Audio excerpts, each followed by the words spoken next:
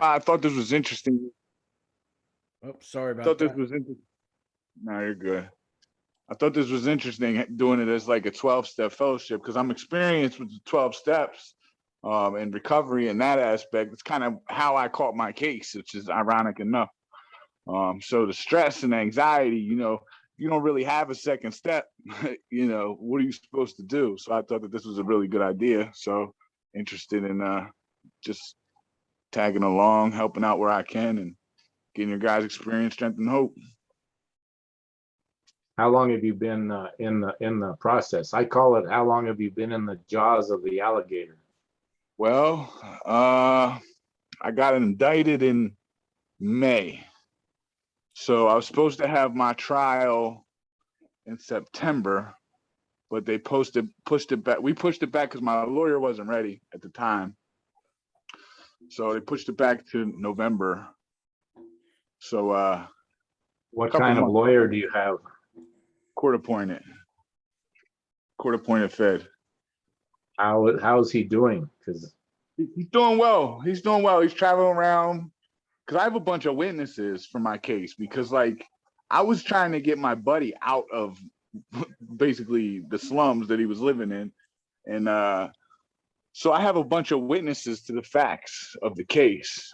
Just so happened we got pulled over and one of his friends had a bunch of stuff. So I got charged. So but I also have a bunch of witnesses who know the backstory. So he's interviewing all the witnesses and traveling all around the country because it happened out west and I'm in the east, northeast.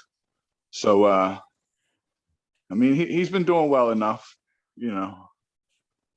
What do you think your odds are at going to trial? Oh, 2%. That's the odds, right?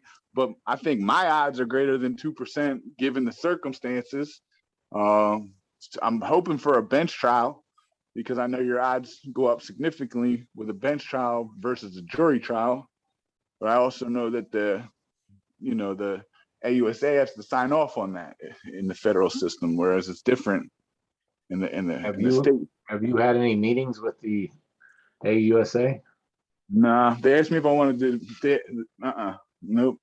They asked my attorney if I wanted to debrief, but I don't really have anything to debrief.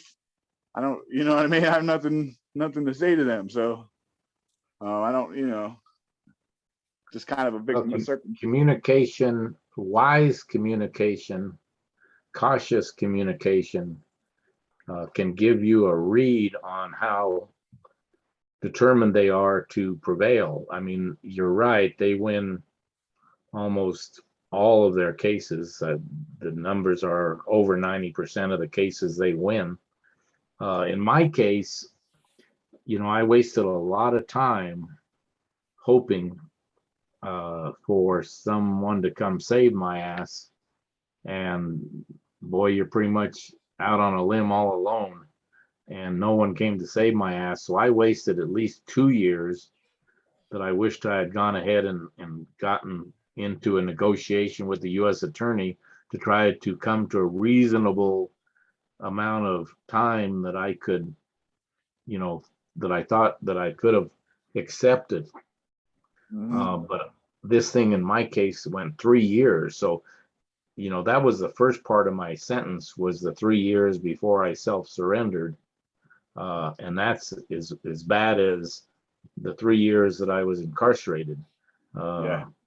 And so if I had to do anything different early, I would have sat down with the U.S. attorney, not weakening my situation or giving them any information they could use against me, but just to try to create a dialogue with the U.S. attorney so that they might be more reasonable or not as aggressive. In that 3 years I delayed it, the U.S. attorney had to build their entire case, because I went 9 days before my trial started, before I threw in the towel. And by then, I met with them on a Friday, 9 days before my trial, and it was me and my so-called attorney. I'll talk about that later. And 11 or 12 U.S. attorneys, agents, and it was me against those 11 or 12 guys for about 2.5 hours. And I was pretty hot because I felt like I had been railroaded and I didn't deserve this. Although everyone deserves something, I haven't seen many that are 100% innocent. We all have something we've done. It may not be exactly what they're charging us with, but they generally pick something to charge you with that they think they can prevail on, which may not necessarily be the reason they went after you. But, I'd really look at that timing, because every day, I believe that it's inevitable that we're going to walk in a federal prison for a period of time. How long that time is, I think early on we have an opportunity to lessen that time. I went in for almost 35 months. I think I could have gone in for a year if I would have handled it in a more practical, realistic, non-denial, non-hope somebody comes and saves me. If I'd gotten out of my mind, that was totally shut down at that point, not able to really see the big picture, just so devastated by what had come at me, destroyed my life totally, that I was just pretty much mentally shut down. And so I would, if you want to discuss that sometime in a little more detail, but I lean towards, let's make the best deal we can sooner than waiting till the end, because as they get farther down the road, they've invested, in my case, they claimed that they had invested several $1,000,000 getting ready for trial. Yeah, I believe it, because just the victim side of it, in the sentencing hearing, claimed they had spent $1,000,000 getting ready for trial. So mine was a big case. And so when the U.S. attorney goes all the way down the road and they've spent all of this time, investigating, terrorizing you, working you over, they have a pretty good case by then. Now, my little attorney and my little investigator didn't stand a chance against these 11 or 12 U.S. attorney team. We were so outgunned, it was like, it was a joke. It was a joke. Unless you have an incredible team, those people who are professionals and do this all day long for years and years and years, they're very good at it. Our attorneys who are doing this for kind of low legal wages, if they're court-appointed attorneys, they know they can only charge so much before the federal judge is going to object to the cost of the representation that we're entitled to. So, we're just outgunned big time. So as much as we'd like to, hope that justice and fairness and right and, our view of our story could prevail,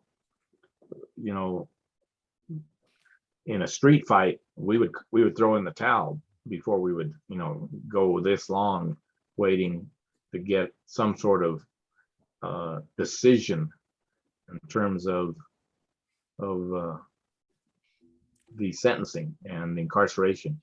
Lee, you have your hand up. Feel free to comment.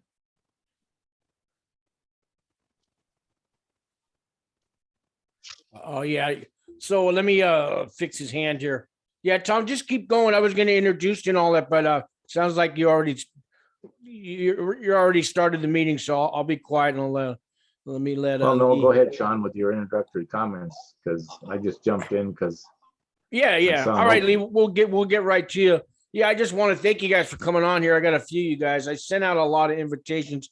I'll see who else shows up, but so I'm trying to start this support group, as you guys know, for everybody going through this criminal justice system. And like AA, there's 12 steps, and I was going to print up a big 12-step thing, but the first step, you got to admit that you're powerless over these criminal charges filed against us, and This is just a support group to help each other get through, you know, our whole criminal justice journey that you guys are going to be on before prison, after prison, and you know, hopefully you don't make it to prison. But I think if you guys are in the system already, you pretty much know you're going to do some time, but not all of you.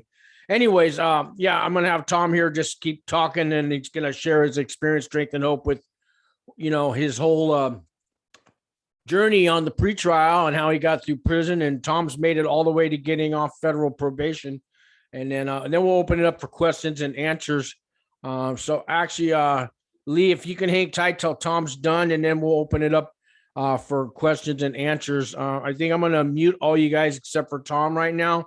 And then Tom's going to talk maybe 10 more minutes, Tom, give or take, you know, it's up to you.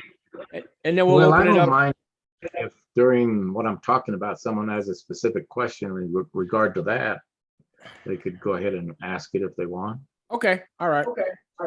Yeah. So Lee, Lee, you have your hand up. Is that correct? And do you have a question?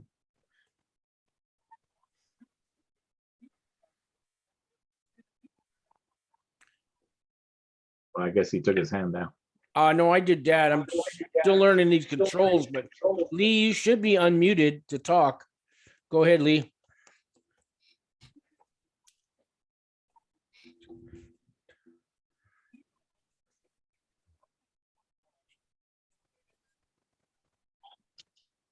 In my case, you know, this took 9 years out of my life. I'm not a young man, so 9 years is a huge portion of my productive life.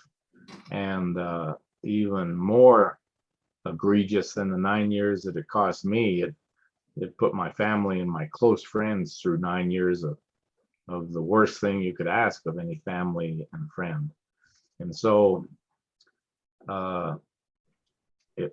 I think I could have got this down to a 3-year process if I would have handled it very differently. You know, none of us want to throw in the towel, and all of us are feeling horribly overwhelmed and many times unfair, or maybe justice, that you have this gleaming hope will come in and give you some advantage. But you know, the U.S. attorneys can do anything they want to convict you, and I guess Lee can't hear us. Lee, check your volume on your computer. Bottom left corner, there's a button that you can hit for the audio, so you can join by Wi-Fi or whatever. Yeah, keep trying, Lee. We can't help you much. But we do not hear you, so you're probably muted. Like he said, it's in the bottom left-hand corner. There's a green lighted deal on my computer that has mute under it, and there's a red cross through it, and you got to take it off mute. Any luck, Lee? Or Lee, you can ask your question right on the chat line too, if you don't get your audio going, and we can answer right from the chat line. So I guess 9 years was way longer than I could have given up my real life for, and put myself on. Basically, I call it being in a warehouse for 9 years, sitting on the shelf, you know, just sitting waiting for other people to do things to me, as opposed to me taking a much more assertive, aggressive approach to trying to minimize the damage and minimize the time. I think the bottom line is you want to minimize your time in this process. I mean, you think putting this off, because I remember when they would delay my trial for various reasons, they did, I didn't. I was always happy. Well, after, you know, I'm cooling my jets in Florence Federal Prison, I'm realizing that, you know, I could have, number one, not waited around 3 years to be sentenced, and number two, I think pretty much if I would have gone in there early, you know, those guys don't want to mess with us. They want to just get us done and over with, I believe. I think if I'd gone in there early, I could have gotten as opposed to 35 months a year and a day. And but I just was naive. I was mentally shut down, emotionally shut down, horribly depressed. I was getting sick. My physical health was deteriorating every day. So, you know, I was when I got to Florence, I'm pretty sure I had had a stroke. And it took me like a month of just laying there to finally get up and say, you know, I'm not going to take this anymore. I'm going to get healthy mentally, physically, emotionally. So the toll on yourself, the toll on us that go through this process, for me anyway, it was, I mean, I look back and say, I'm lucky I lived through it. Did I have a mandatory minimum sentence that you believe could have been reduced? Yes, I believe it could have been reduced through negotiations. You know, I actually met with the U.S. Attorney 6 times, trying to explain to them the complexities of my case. Mine was a financial crime case, involved a lot of people and a big, huge real estate project. And I don't ever believe they ever understood what went on. So I thought if I could educate them what was really going on, they might take a different approach, but they didn't care. They really didn't care what the case was. They're looking for the low-hanging fruit to get a conviction. You know, sadly, they kind of are their performance reviews are predicated on how many people they convict and how many days of sentencing their collective conviction accumulation totals. So that's what they do. They're not bad people. That's their job. It's not personal to them. It's just their job. We all want them to do their job. It's a little hard when we're in their sights and they're taking aim at us, but you know, they're not bad people. I actually got to know the assistant U.S. attorney who was handling my case pretty well. He was a good guy. In fact, at the sentencing, he said more good things about me than my attorney, sadly. So, you know, I maintained a professional relationship with them, except for that last meeting. It was non-adversarial. But my point is this: you need to really make a judgment of how long you're going to sit in this stage of incarceration where you're not there yet, and you're living with this huge cloud over you and your family and your friends' head, and you can't live, you can't breathe, you can't do business, you can't hardly travel, you can't hardly do anything because of the stigma of shame and the limitations of financial opportunities. And it's hell. That 3 years that I went through was hell. So much so that, like I said, I think I could have died from it because I took it really bad. In prison, I started to turn the corner after about 6 months. I started, you know, getting better at being honest with myself and being more strategic and proactive. So I guess if I was going to suggest, encourage anything, I would say your own health is number one. You want to be very mentally, physically, emotionally strong. And that means you need to work out every day. You need to eat right. You don't need to be any substances getting in the mess. You just need to lead a clean, wholesome life so that you're emotionally, mentally capable to respond and figure out what's next. Number two, which is actually number one, is your family and your close friends are going through a hell like that you don't realize. I really believe what they go through is harder than what we go through, because they have to go out every day and face people and deal with the shame and deal with the hypocrisy and deal with the shunning that goes on of what they're faced with since we got indicted. So if you want to keep your family, you got to have a plan. You got to start before you go in. and you have to get really, gotta have a lot of communication. You got to spend a lot of time together. You got to be realistic that if you have kids, they're having to deal with their friends and their acquaintances, people they don't even know, implying or saying things or just looking at them. They get very self-conscious. So our kids have enough trouble growing up in a perfect situation. This is a hell situation for them. So your spouse and your kids and your close friends, you want to spend time with them and really create a strong bond, because when you get behind that fence or wall, whatever the case may be, you're alone. Yeah, there's visitations, but that doesn't quite do what you need. So I would say, get yourself strong and get your family strong. Deal with your finances. It's surprising, even incarcerated, you need money. I didn't know that, but when I was incarcerated, you needed money.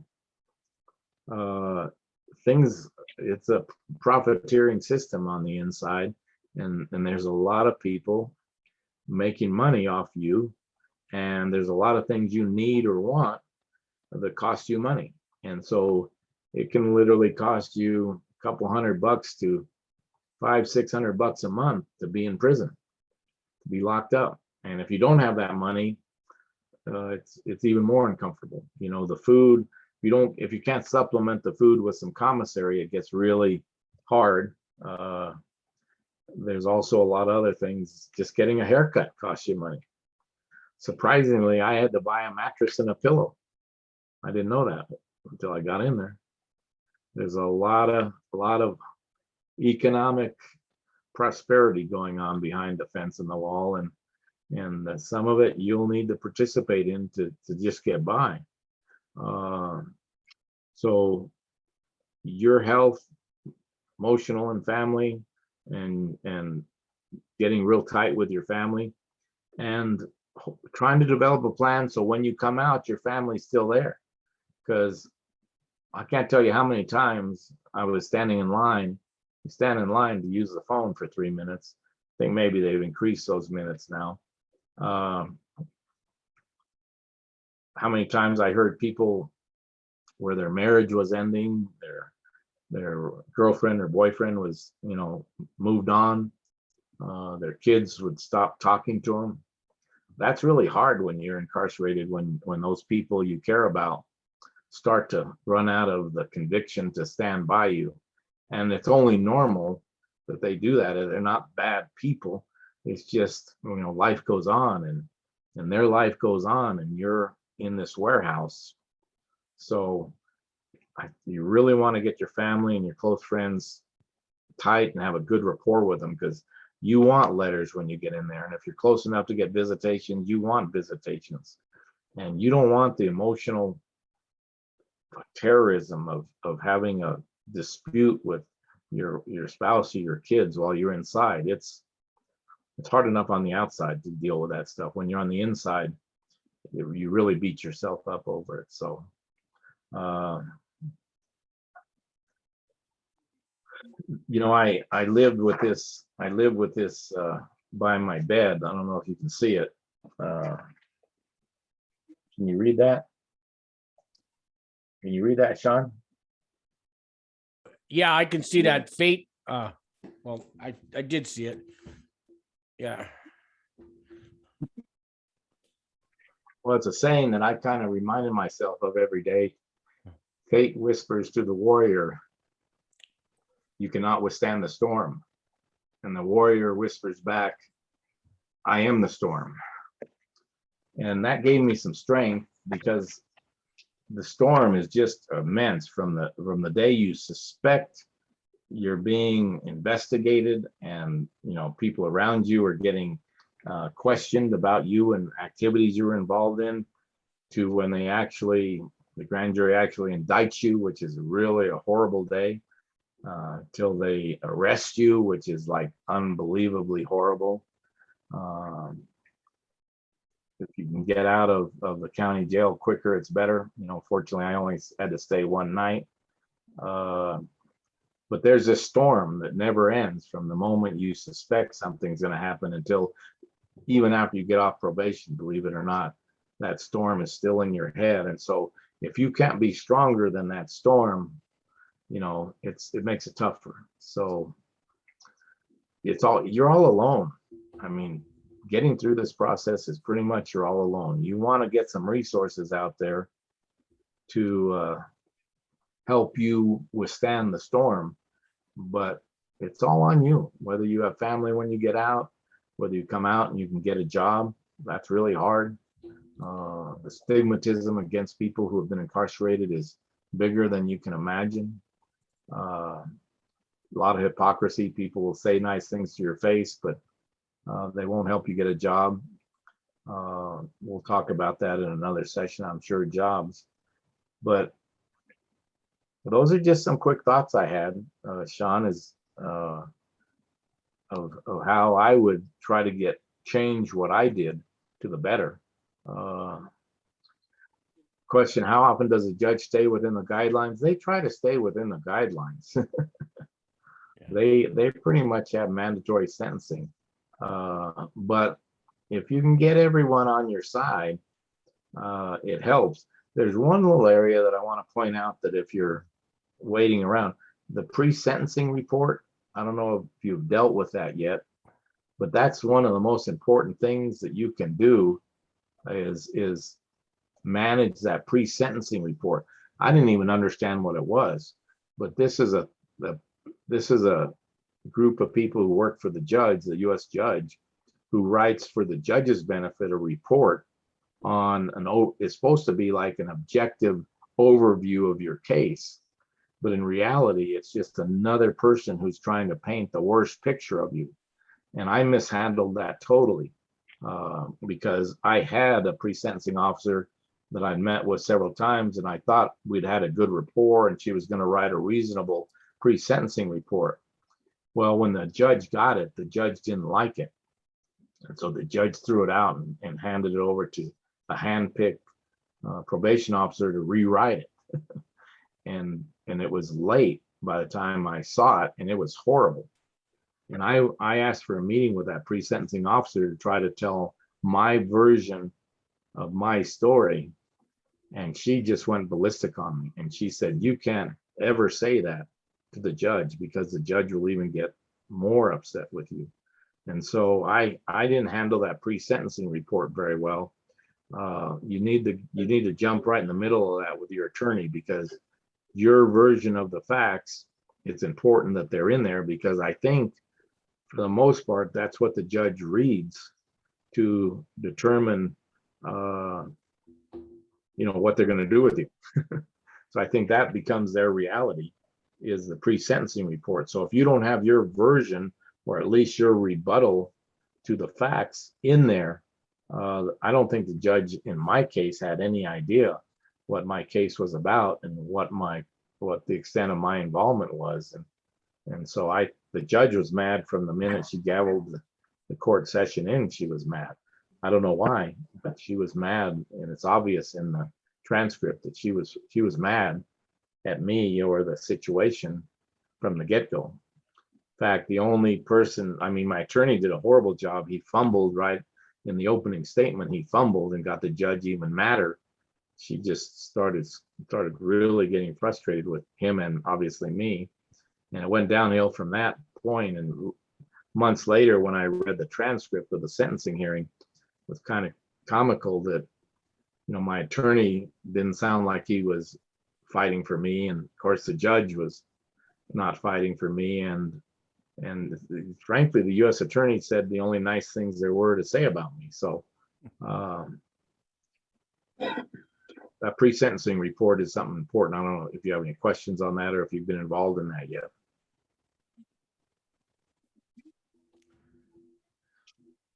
Yeah, Tom, thank you. That's quite a journey you took there. And if you guys don't know, me and Tom met in prison, and we became friends, and here we are today. So you never know who you're going to meet in there. And Tom taught some classes in there, and he was involved in a lot of the programs and the 7 habits on the inside. And me and him were both mentors. And And that really helped us, Tom. And yeah, I'm glad I met you in there, Tom, and I'm glad I get to know you now. But this isn't about me, guys. This is about you. So I saw Lee has his hand raised. Let's see, Lee. Did you figure out your how to do your volume yet?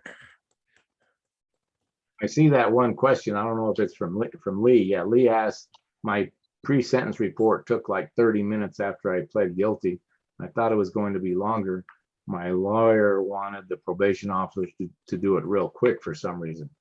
You know, I'm going to say this about my lawyer. I hope your lawyer is different. My lawyer, you know, lawyers are an officer of the courts, and their first allegiance is to the court system. And, you know, through TV, we've got this impression that these lawyers are on our side and they're fighting for us. Well, they get assigned, you know, lawyers who handle these cases aren't busy out making a lot of money. And that's why they're willing to take these cases with the courts. But they don't get paid as much as, you know, real street lawyers, criminal defense lawyers. And so, and there's a little pressure on them to go along with the system as opposed to upset the system. And so you need to understand what you have. It's a good coach, a good guide, but he's not, you got to be your own advocate. You got to know what's going on. You can't just totally 100% rely on your attorney, because, you know, their number one goal is to extend the case 2, 3, 4, 5 years so that they can bill the courts every month for their fee. So theirs is about economics first. That's just reality. We all have to deal with economics. We're just a paycheck opportunity for them. So they're really in no rush to get us through the system. You know, and some of them are well intended. I'm not saying that. Mine was just passive. He was just so passive. I mean, and he kept saying, well, you're guilty. What do you expect? So I don't feel like I had any defense attorney. I had a guide, I had a person who filled out the documents, you know, kept the document flow because there's a lot of paper going on. But, you know, you really need to work with your attorney, and you need to set in writing what the goals and objectives are that the attorney is going to follow through with. And so back to that pre-sentencing report, I don't know that I would like mine taking only 30 minutes. You know, I didn't see mine till after this new pre-sentencing officer had written it. And when I read it, I was just like appalled. And that's when I asked for a meeting with her. And boy, that meeting was hostile, because all she cared about was her facts. She had no interest in my version of the story. And as I understand it, they're supposed to put in both sides of the story in their pre-sentencing report. But in mine, it was totally one-sided. And so that worked against me. So I think you and your attorneys need to sit down and really analyze the pre-sentencing report. And I think you need to be proactive. If it's not what you want it to say, you need to fight to get into that document what you want to say, because that may be the only time the judge really pays attention. I don't think the judge in my 3-hour sentencing hearing was paying attention at all. I think she came in with her mind made up and just went through the formalities of it. And I got to admit, I was in horrible mental shape at that hearing. I had over 115 people there to support me. I had almost 150 letters from people trying to tell the judge that I'm not all that bad of a guy. But in that sentencing hearing, I didn't help myself. And that was my one shot to maybe get the judge to see it differently. Although, like I said, the disadvantage I had was that pre-sentencing report was so bad, so incriminatory. I didn't have a chance. Sean, it says, do you see that where? Lee, I hear you, but everybody else can unmute, and I don't know if it's on your end. I don't have anything blocked. Everybody else could, I think it's on your, I'm clicking buttons here. I'm working on it. Lee, in the left-hand corner of your screen, it says you are manually muted from your side. So if you click on that red microphone and the X that goes through it, It should unmute, but just keep asking questions in the chat box if that doesn't work. Yeah. It might be up on the top left too. There's a volume microphone kind of thing. You press on your screen. Right. Hey Tom, did you so you had a mandatory minimum sentence and did they sentence you within the guidelines? Is that what happened, or did you get sentenced below from taking the deal, or what happened there? You know, that mandatory minimum is so complicated. You know, I never really understood it. I tried to understand it, but frankly, I didn't. You know, they sentenced me to 35 months. The U.S. attorney had mentioned that he had no problem with probation if the judge went that direction. But I think it's a guideline, a pretty firm guideline, but I think there are extenuating circumstances that can change that. You know, how the U.S. attorney feels about you and also how the judge feels about you. My judge was mad for some reason from the get-go. She was just mad as a hornet's nest. And so it was a horrible sentencing hearing.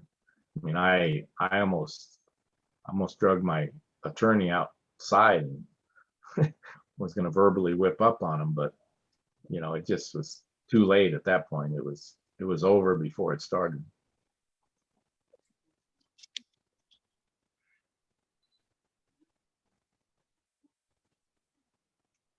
Tom, my pre-sentence report was like 17 pages long. My lawyer let me fill it out first. Then I brought it to the table with the probation and they went over it. Some guys are telling me they don't even get to see theirs. The lawyer will fill it out for them, or they'll do it all at once at the table with probation. What do you know about all that? Well, you know, I didn't know anything about it at the time. Now I know a lot more. All I can say is you want to be right in the middle of that pre-sentencing report.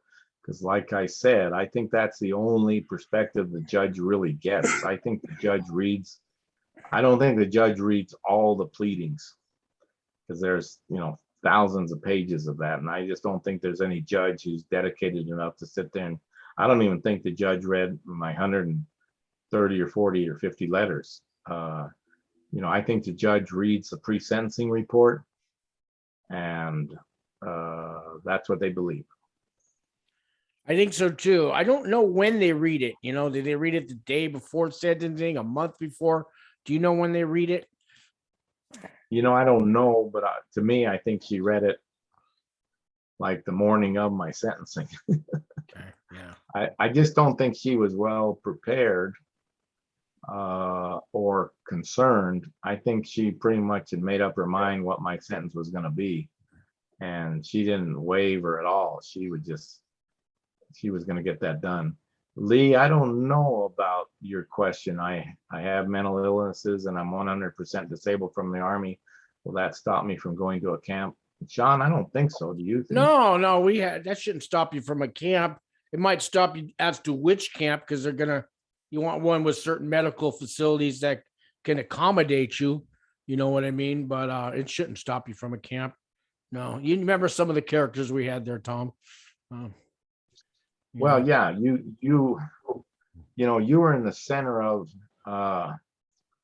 you know, we were 550 plus or minus men who were at varying degrees of mental health. It's pretty challenging. I mean, you know, unless you're in a gang, which is definitely an advantage when you're when you're behind the fence or the wall. To a degree, it's to your advantage, but at least you have somebody who has your back. But there are also a lot of negatives to being in that gang, because you have to do things. There's a structure and a hierarchy that goes on. Gangs are alive and well and strong behind the fence and the walls. They pretty much run the show. So if you're not affiliated with a gang and you go solo, you go on your own alone, there's some challenges to that. That's how I went through it. I tried to get along with everyone, but that's hard to do because people are angry. People are frustrated. People are bored. The worst of us shows up when we're behind the fence or the wall. So you got to watch your back at all times. I spent pretty much 35 months scared, worried, nervous. I never relaxed. It's not horrible, but it's still, well, I say it's not horrible, but I guess I would say it's worse than horrible. For me, it was worse than horrible. Now, how did I get through it? I worked in education. I took every class I could take. I tried to find 6 people that I could, have some rapport with, so that I could visit with people that I had some rapport and trust with. So I had a little bit of a social interaction. I read over 200 books. I used it as an opportunity to restructure my entire life. I came out so different than when I went in. Dramatically different. I came to terms with who I was and who I should be, instead of who I thought I should be, or who all the people around me prior to conviction and incarceration thought I should be. We pick up habits from everyone around us. We live our lives based upon what other people around us expect. But when you're alone for 35 months, and you are alone, you get a chance to really come to terms with yourself. And that was, this sounds crazy, and I say it to people and they think I'm crazy, but that prison was the best thing that happened to me in my life, because nothing would ever have changed me to where I am today other than going through that experience. I was living a life that wasn't my own, a very fast life involved in business and politics, and the life sort of had taken me over. And so the real me was sort of masked behind this illusion of who I was. So when I had, 1,000 and some nights to sit there alone and really think about me and who I was and what I wanted to be, it's very different than what I was. And I will tell you that I'm much happier, more content. There are always challenges. It's not easy, but I'm much happier and more content and more optimistic. And I'm enjoying me. I'm enjoying my family. My friends have gone from hundreds to, less than 5, which has been a relief too, frankly.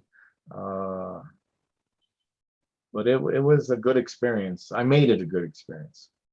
Not to say that it wasn't a horrible experience when I was in there, but I did my best to I lost weight. I worked on my mind. I exercised my mind every day. You can stand around, you can sit around and shoot the shit with everyone. You can play baseball, you can play basketball, you can play ping pong, you can shoot pool.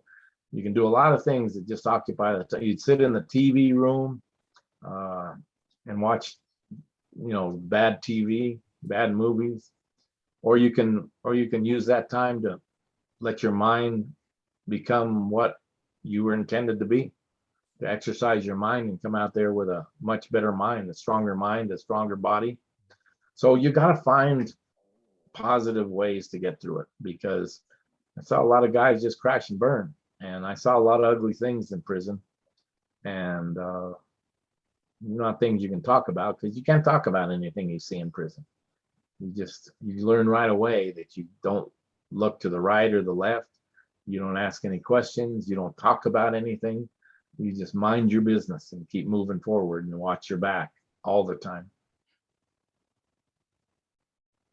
Tom, I agree. I found, I don't know if I found the meaning of life, but I found the meaning of my life while I was in prison. I found myself. I got a whole lot of time to reflect on everything good and bad I've done in my life. And I truly believe I came out of there a much more wiser person. And I appreciate so much more in everything in my daily life now. I appreciate the world so much more now. And yeah, guys, use that time, Tom, use that time wisely, guys. Like Tom said, work on your mind, work on your soul, work on your spirit, use that time. this is the time to, you can find yourself. You really can. And you can turn a negative situation into something positive. Yeah, Lee says, Tom, it sounds like it was bad for you even in a camp. Yeah, the whole 9 years was bad. There's no good days. Yeah, you can play and be frivolous and, live a pretty carefree life in there. But you're still incarcerated. You're still locked in a warehouse, and you're still not able to do almost anything that you want to do. And between the COs and your fellow inmates, it's a challenge to get through each day. If one of them isn't picking on you or causing trouble, the other one is. And so, you're living in the bare minimums of human existence. I mean, it's not horrible. It's not like what you see on the news of places in other countries. I mean, it is, you got a bed, you live in a 2-person cubicle or a 3-person cubicle. But when you live, 30 inches away from somebody, and you don't pick who you live with, it's hard. Our freedoms mean a lot to us. When you lose all your freedom, when you have no ability to choose what you want to do for the most part, it wears on you. It can wear on you. And it's you need to step up and get ready for it. I don't want to sugarcoat it. I mean, it's for me, it was horrible. And I made it better because I just immersed myself in trying to make my mind and my body better. And I wrote a 100-page business planning document of what I was going to do when I got out. And now I'm implementing parts of it and rewriting parts of it. But, you got to figure out a whole new existence when you come out, because everything you had before may be gone. I mean, if you have economic means, if you have money and assets that, all my assets were eaten up, and I had a huge restitution number. And so, I came out with basically no money. And if you're fortunate enough to have financial means, good for you. Take advantage of that. If you don't, you need to figure out how to get some money so when you get out, you can survive. You need to sell things, you need to work, you need to save, you need to put some money aside so when you walk out, you can function. Just getting a bank account when you get out is tough. And if you lose your car, just getting a car, just getting a cell phone sometimes is a challenge. We all have different economic levels that we're at, but you need to anticipate that first year when you get out, economics are going to be tough. You may have to go get a minimum wage job, which is really insulting to a lot of people who are, used to making 30, 40, 50 bucks an hour, and all of a sudden they're getting $8 an hour. It's pretty dehumanizing, but these are all things you got to get ready for.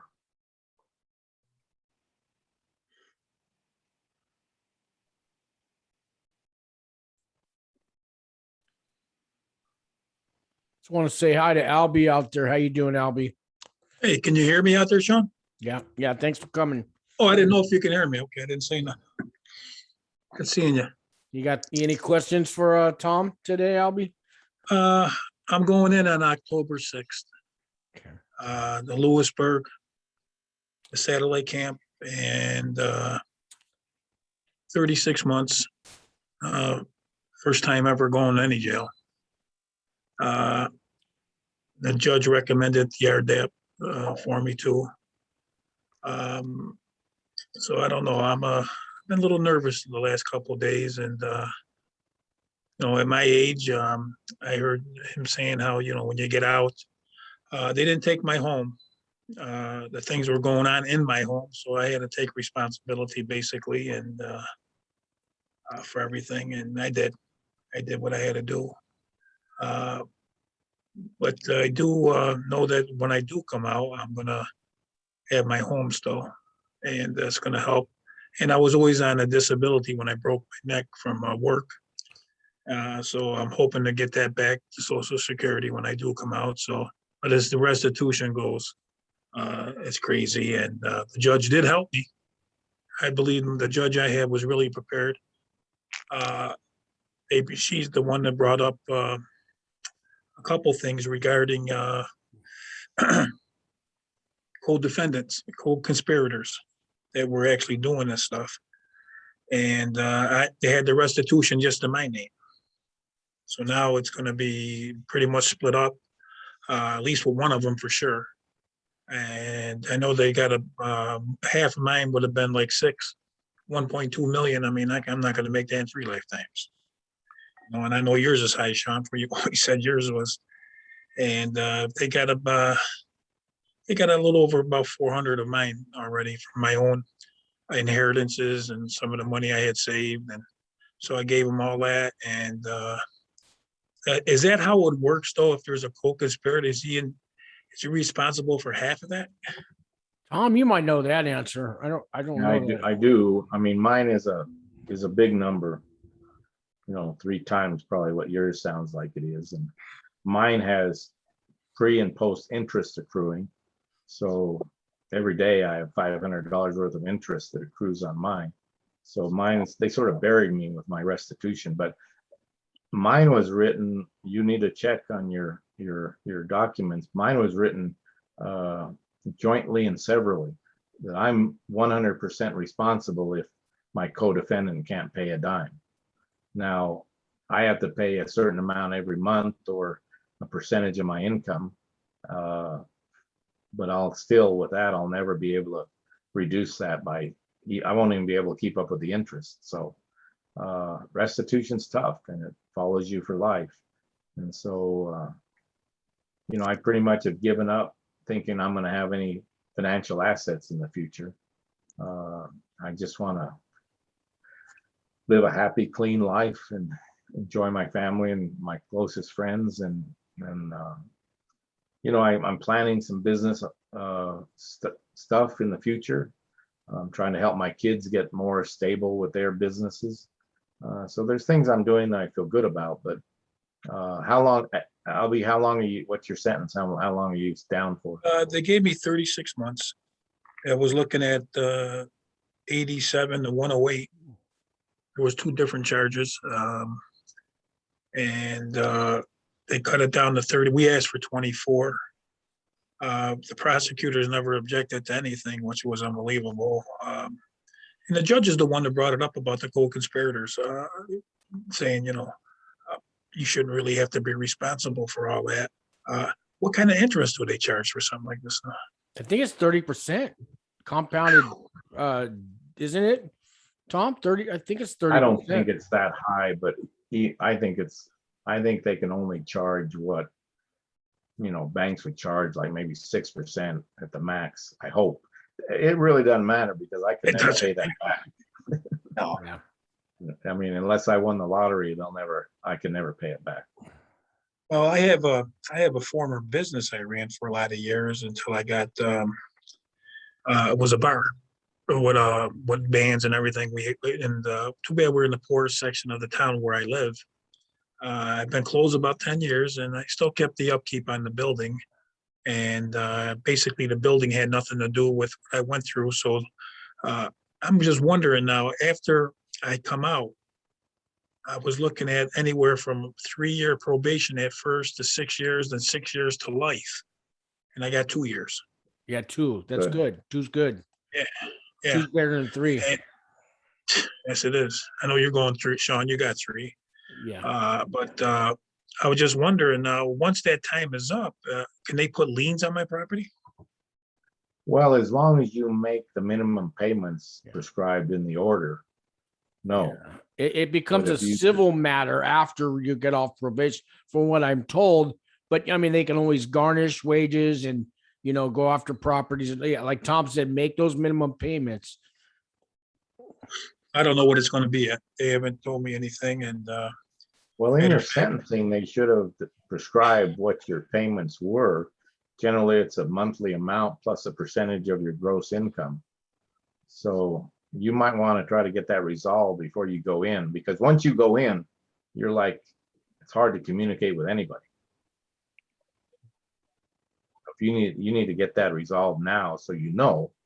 And I would guess it's already resolved, but I would doubt it's not resolved. But Yeah, I haven't heard anything on that. And I did have my original lawyer was a public defender, woman. Of course, I'm from New York, and the charge was out of Alexandria, Virginia. And they gave me a public defender. And at first, I was a little hesitant. Then watching some of Sean's videos and things, I learned that, they're going to work just as hard. I thought that if I had to hire somebody from here, no matter who I got from around where I am, if they're big around here, out there, he's not even known. And this woman, she did work very hard for me. And lo and behold, a month now, she's been with this organization 11 years. And a month before my sentence came, that she took another job teaching law. So I had a new guy come in, very good. He was very nice. And so should I contact him, maybe find out about this restitution deal? absolutely. No. Yeah, get a copy of that report and read it. That's the first thing I'd ask them, is that final report that they write after they sentence you has all the terms and conditions that you'll have to abide by afterwards. So get that. I didn't have mine until I was in for a year. Nobody is, you got to be proactive to get all the documents, pertaining to your case. Okay. And then after about 60 days, have your family mail them to you, so you have them. Because once your mind clears up, you'll want to go back through your case and relive it. That's not good necessarily, but you want to go through it and really come to terms with everything. And so, I had a hard time getting all my documents in. I finally got another attorney to go get them from the court and send them to me. And I actually thought about an appeal, and I actually worked with in Florence, there was another U.S. attorney that had been convicted of a crime, was actually in there. And he sort of did the jailhouse legal work, and I was sort of his paralegal. So we started to prepare an appeal for me. But after 9 months of extensive work preparing the appeal, I made a decision to drop it and not appeal. And I'll go into that another time. But you just want to have all your documents at some point, because when your mind clears, you don't remember a lot of stuff, and you want to read through it so you can kind of come to terms with what happened to you. Because I didn't know everything that had happened to me. When I read my whole case when I was in there, it was eye-opening. Now, I called the other day down there. Something in the letter, there was a mistake. I think whoever wrote the letter, the probation officer out in Virginia, I was assigned a different probation officer up here in New York. And somebody must have copied and pasted something, because it says, upon your release from Lompoc. Lompoc, am I right, Sean, is in California? Yeah, that's in California. That's by Santa Barbara. Yeah, and they said, upon your release from Lompoc. And then what I'm thinking is, and so did this probation officer up here in New York, thought that maybe they had copied and pasted it. Instead of saying Lewisburg, they didn't change Lompoc. So so I called the Lewisburg place the other day, and they had all the stuff with my registration number, which is same as your inmate number. Am I correct? Yes, it is. Yeah, that gonna have a three digits at the end, a dash like 406 or something at the end. It's 5 numbers and a dash and 3 numbers. Yep. Yeah. And they told me that they had all the paperwork, and I went on to report. The first guy says, when you get there, it used to be a penitentiary, but now it's a medium right at that site. It said, report there, and you'll probably be quarantined. And he didn't ask me if I had shots or anything. So he ended up sending me to some other guy who was a booking person, I believe. And this guy says, after they process you, if you had your shots, they'll bring you down to the camp. So I don't know. Yeah, I'm hearing different things from people. Yeah. Every prison's kind of running it. They're running it different at it's on an individual basis on the prison, the amount of cases they have, the amount of staff they have on hand. Do they have housing for quarantine, or is it just a shoe? Do they have an extra wing to put everybody at? So I'm hearing different, different situations at different prisons. I'm gonna have a guy call tomorrow and just say he's got a Yeah. friend going here. I'm gonna find out. Albie, I would definitely get confirmation of where you're going. The judge is allowing you to self-surrender, right? Yes. Well, that's really important, because if you're not allowed to self-surrender, or if they pick you up or you report and you don't have a definitive camp where you're going or low, they might put you in a county jail for 30 days. It says a designation area, so it's right on the sheet, but up above it though, it just says upon your release from, make sure you contact the probation officer. So in other words, that's what we're trying to think, that was upon your release from prison, basically. So I think somebody just copied and pasted. It's supposed to be like, say, Lewisburg, and they put in Lompoc. So it's got to be that. I can't think of anything else it might be. And I don't know. I just it's a little nervous, like I say, at my age, especially. Sean, you said on their orientation thing that everybody has to have a job, and I'm hoping to get into the recreation department, basically, and hopefully I can even get something going there with a counselor. And I don't know, you taught something, Sean. You said you brought up a class where what was it, the AA at that time or something? One of your videos? Yeah, there's AA. So you don't have to work if you're over 65 or medical reasons. So, there's different ways where you don't have to work. But, if you want to do something in education, it keeps you occupied. I mean, that's what Tom was teaching classes, and Tom even had a little office in the back there. Remember, Tom, back for the law library there for a minute, and he had a cushy job. But he was running things in the education department. He won't tell you that, but he was the boss back there. He had I've been officiating different sports for almost 50 years. A well, little you under should 50 go years. to Albie, you should go right away the second day after you get there and go to the CO in charge of recreation and tell them about your background and tell them you'd really like to work for him. Yeah, don't wait. Just go right away to the actual CO and tell them why you want to be working they call you an orderly, but you go to recreation. That's a great job, because you generally have the recreation orderly also had an office where I was at. And so they had a place they could hang out, from 6 a.m. till 8 o'clock at night. And they were also right in the middle of all the recreational stuff. Like I was right in the middle of all the educational stuff. So my days didn't drag on. I was busy every day. In fact, I went to my office there at 7 a.m. and left at 8 at night. So I stayed there other than go to chow. I pretty much stayed there and so yeah, you want to be proactive.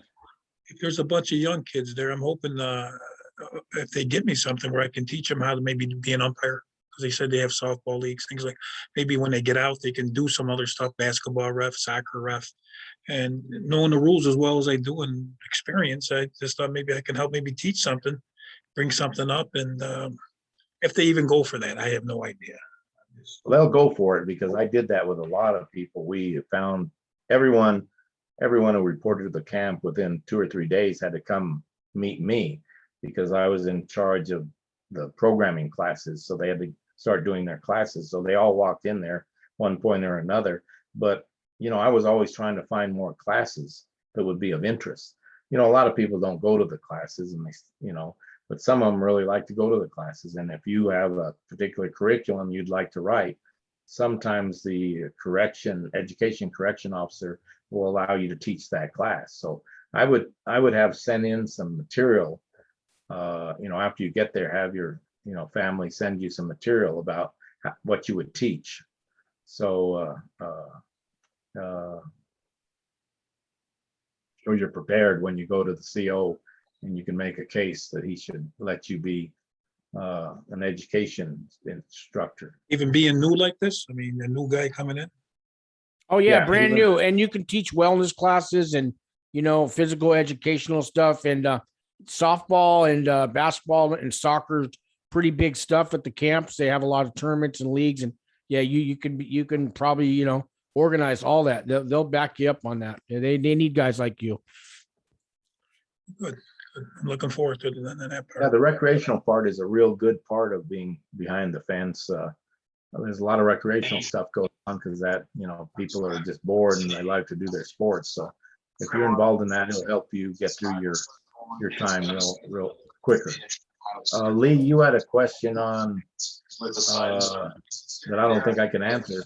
How long after you plea will you be sentenced, even with the holidays coming?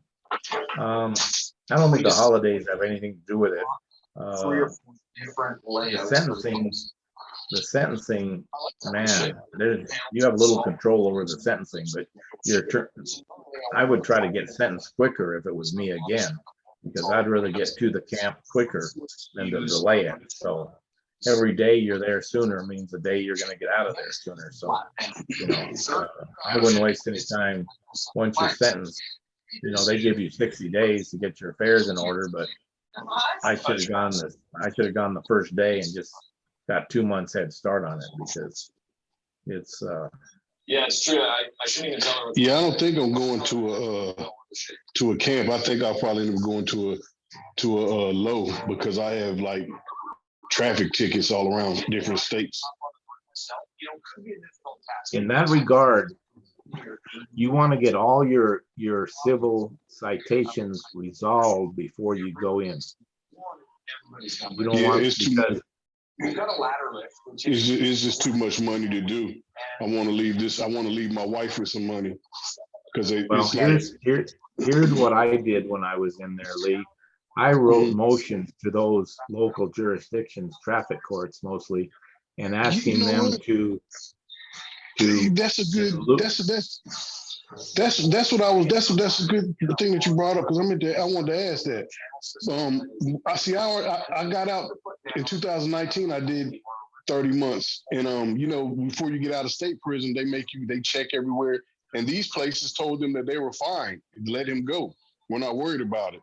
But I don't know if me going into the feds now, they might try to switch it up on me, but it was never an issue. I didn't have any warrants or anything put on me. Well, because my case worker had to check on it. The motions I wrote for folks were basically motions that said, in lieu of a fine, let my federal sentencing be my punishment, because I'm going to be in jail for 30 months. Me coming out and having to face a fine doesn't make sense, because I won't have any money. And most judges will accept that reality and give you your sentence as time served and extinguish the citation that you have. But you want to do that now, it's hard to do it on the inside.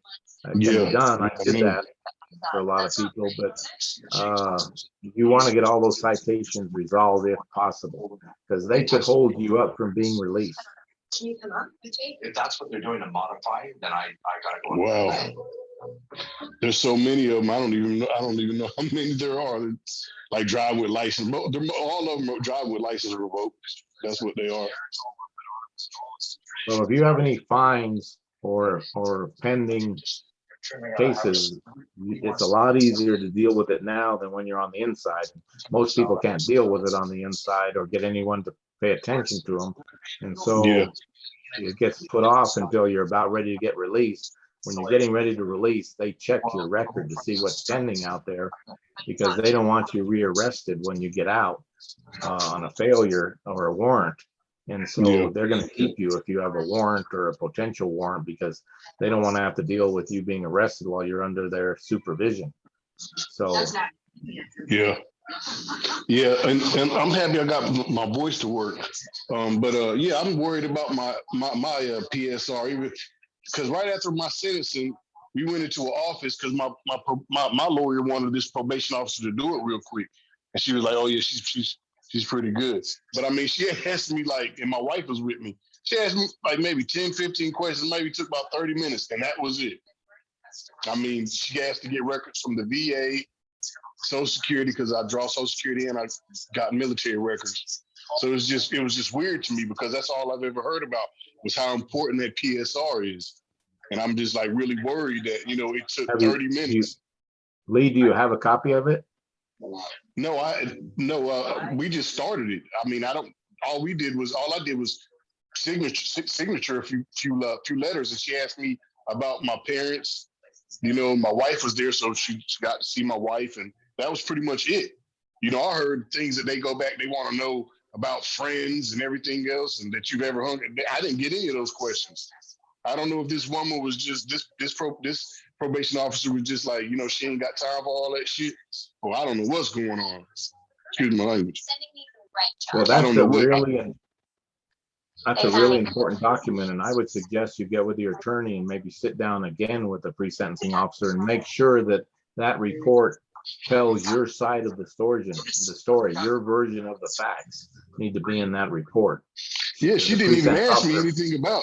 She didn't even ask me anything about this case or anything. She didn't ask me because all I had in my record, like I said, I've been to prison, but all of my stuff is DWIs. You know what I mean? That's. Well, Lee, that may be the only document the judge reads is that pre-sentencing report. And so you want to make sure that your version is in that report, or if there's some things that you want to make sure the judge hears, that's a good time to let the judge kind of get a sense of who you are and what the case is about from your perspective. You know, judges as human beings, if they see a compelling reason, they can be more lenient. Yeah, they say. I'm sorry. No, go ahead. Yeah, they say the judge that he's you know he's fair. I talked to a couple other lawyers and they said that's pretty much all you can ask for is you know he's fair.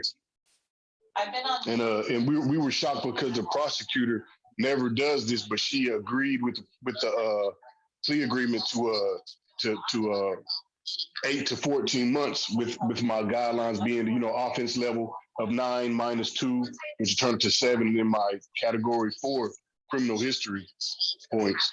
So, you know, my lawyer said the prosecutor actually did us a solid because she normally doesn't ever do that. She's like, your offense level is really, really low. So I guess we'll see though. But I'm gonna definitely call tomorrow and see about that. Talk to my lawyer about how does she feel about this PSR, because like I said, it was like 30 minutes. I couldn't believe it.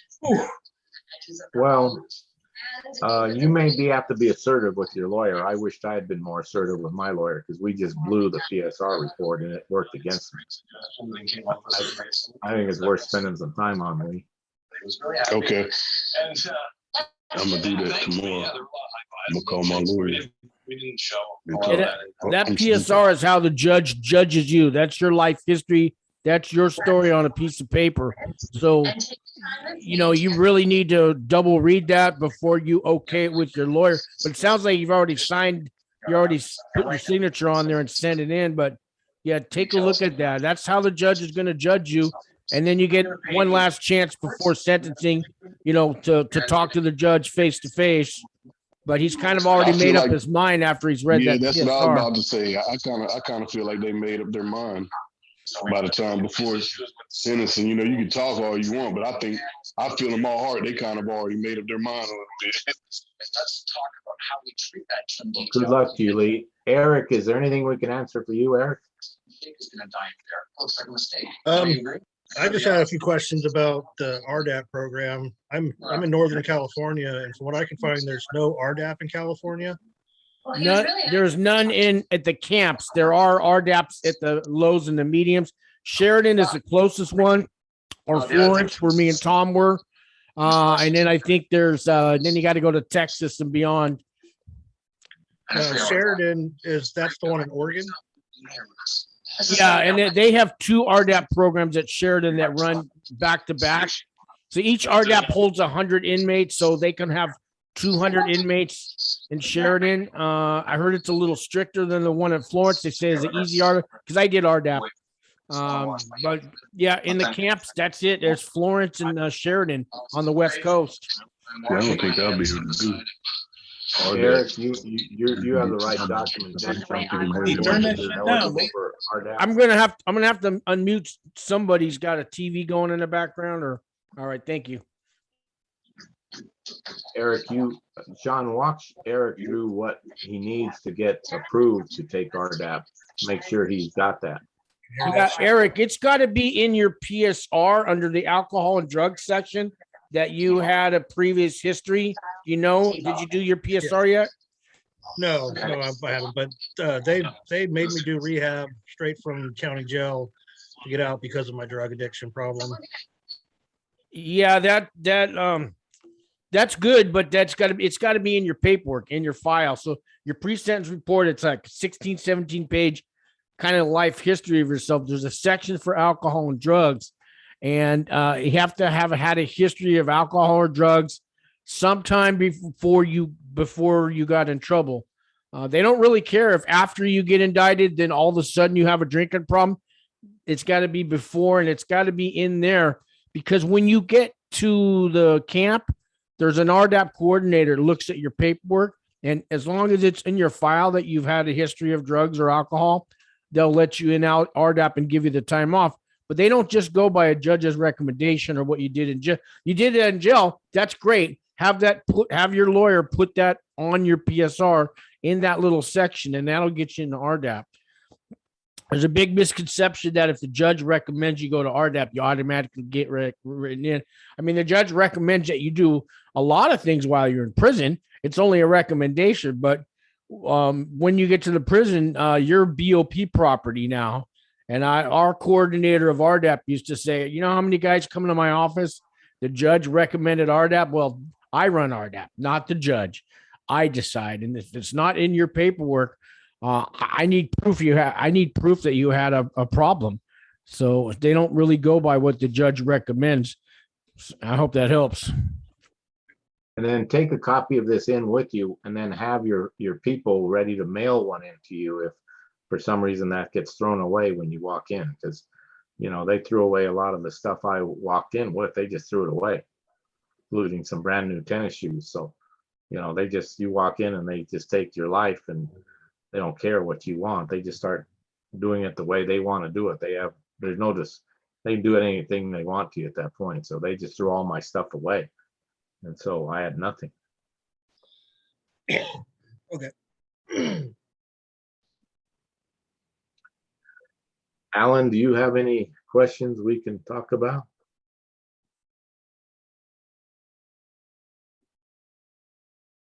You may not be there. Anonymous A, any questions we can talk about? No, I mean, I think pretty much answered most of my questions. I appreciate you coming out. I was wondering, how long have you been out for? I've been out 3 years and a month, 2 months. So you're still having trouble with jobs and stuff, huh? It's very hard to get a job when you come out, and if there's any way to prearrange that before you go in, or at least talk to a few people that you have a relationship with and say, hey, can you do me a big favor? Can you hold a job for me? I'll work for a couple of years for you at a great rate, but I really need a job when I get out. If you can, think about that now, because when you walk out, you're in the halfway house, getting a job is tough. Yeah. A lot of bias against us kids. Yeah. I did 30 months before in the state pen, and I kind of went through what you're going through now. So just wanted to kind of give you back a little bit of hope. It does get better. I mean, I got a great job now. It's a career. Even when I get out, I'll be able to do it. So if I were to go away, but worst case scenario. So, it gets better. Over time they stop looking at stuff, and then over even a longer time, it stops showing up on your record even. So, just keep doing the right thing, man. If you have any licenses, trade licenses, contractors licenses, real estate licenses, driver's license, any license you have, get it renewed and extended, and get the paperwork with your people so that they can submit a renewal for you, because everyone loses all their licenses when they get incarcerated, and they have to start from scratch, and it's really hard to get a license after the fact. But if you walk out from the behind the fence with the wall and you already have a license, chances are you can go back to that work because you have a license to perform sir. that work. Great advice, man. Thank you. Well, guys, we've been way over the hour, but that's fine with me. Did anybody else have anything they want to get in? We're gonna probably close this meeting off, but I hope you guys come back next week, or I want to thank you guys for coming on here. And if you know all my videos, you know how to get a hold of me. If you ever need to call, talk, text, whatever I can do to help you guys do this, I'm there for you. Let's answer Alan's question, Sean. Yeah, what are family members allowed to send you while in prison? Money. You got not a lot of stuff. I mean, you can get books delivered from the publishing company. You can't get a book that they send you. And books are real important. I had a book sent in every week. I had arranged ahead of time through family and friends, and I gave them a list of 100 books I wanted, and they each took turns of buying the book and sending it in. So that helped me a lot because reading was my only escape, and it exercised my mind. Legal documents that you can get. Pictures. I think it's 5 pictures per envelope at a time. Newspaper subscriptions. Prescription glasses, maybe, things like that. Religious material. It's got to go through the chaplain.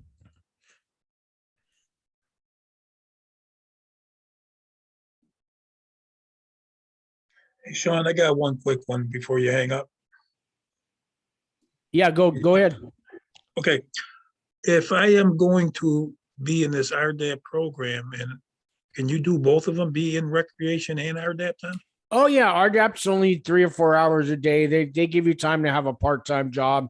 Yeah, you couldn't do full-time rec. You probably couldn't do it full-time and RDAP, but they'll work with you on that. They'll work around that for you. This shouldn't be a problem. Thank you. Okay.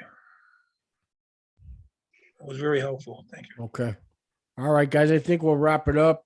Thank you, Tom, for your time. And I really appreciate There's one more you guys. guy that just came on, Dogwood Yeah. 565. Okay. Do you have any question we can answer real quick before we wrap up? No, I'm good.